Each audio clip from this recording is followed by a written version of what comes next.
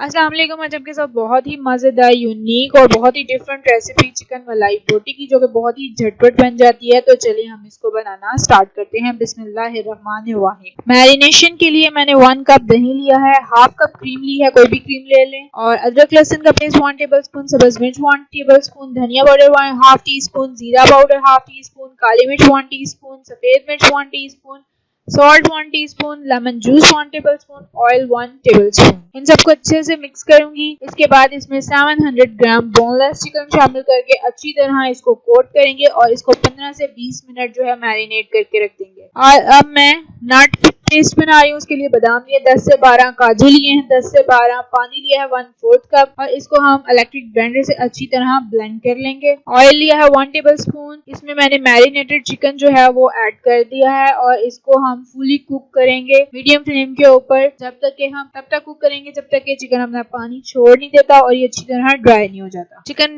Cook हो चुका है। एल्यूमिनियम का कप रखेंगे, इसमें कोयला डालेंगे, उसके ऊपर थोड़ा सा हम ऑयल डालेंगे और इसको लिड से हम कवर करके थोड़ी देर के लिए रख देंगे, क्योंकि इसका फ्लेवर बहुत ही मजेदार होता है। तो ये जी हमारी चिकन मलाई बोटी रेडी है। अगर आप मेरे चैनल पे न्यू हैं, इसको लाइक करें, कमेंट करें, शेयर करें, सब्सक्राइब करें और बेल आइकन को भी प्रेस करें ताकि आने वाली अपडेट आपको आसानी से मिल सके।